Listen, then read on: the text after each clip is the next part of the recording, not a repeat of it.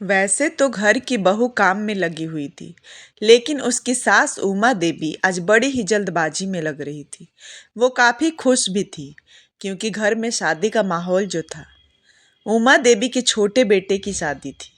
अचानक काम करते हुए उमा देवी चिल्लाकर बोली, अरे मीना बहू किधर गई, क्या कर रही है? जल्दी जल्दी हाथ चला।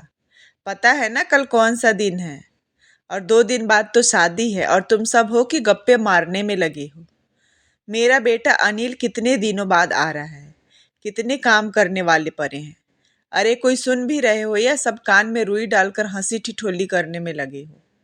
उमा देवी की बड़बड़ाहट और काम की चिंता में भी उनकी खुशी साफ झलक रही थी। होती भी क्यों ना, छोटे बेटे अनिल की शादी जो थी। तभी उमा की बेटी रानी हंसते हुए बोली कि अरे माँ, इतनी जल्दी तो अनिल को भी नहीं होगी अपनी शादी की जितनी आपको है। घर के सभी लोग तो लगे हैं काम में, फिर भी आप हैं कि बोलती ही जा रही है। शांत रहिए माँ।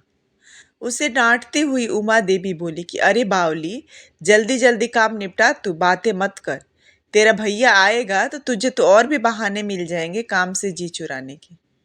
उमा देवी की प्यारी सी डांट सुनकर रानी मुस्कुराते हुए काम निपटाने लगी। वहीं बड़ी बहू हेमा भी मुस्कुरा रही थी।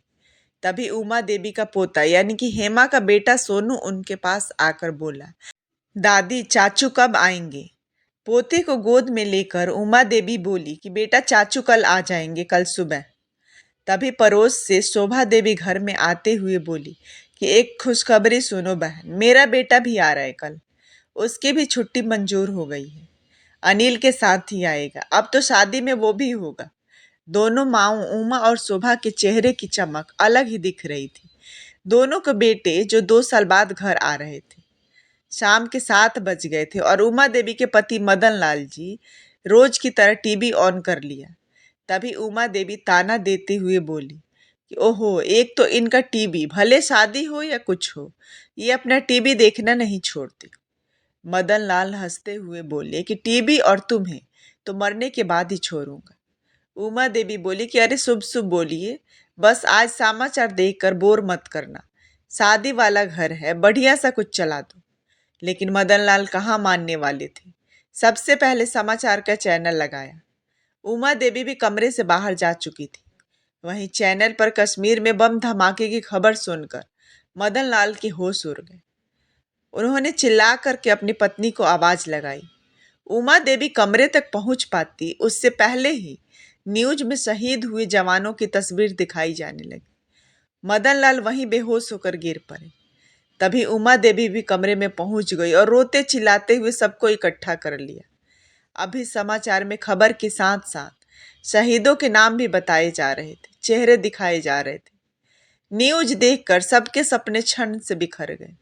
एक डरावना सा सन्नाटा पसर गया था उस कमरे में। अनिल भी उस बम धमाके में शहीद हो गया था। तभी मासूम सोनू बोला कि दादी, चाचू तो कल पहुंचने वाले थे ना, पर वो तो तिरंगे में सो रहे हैं अभी तक। फोन करो ना उनको।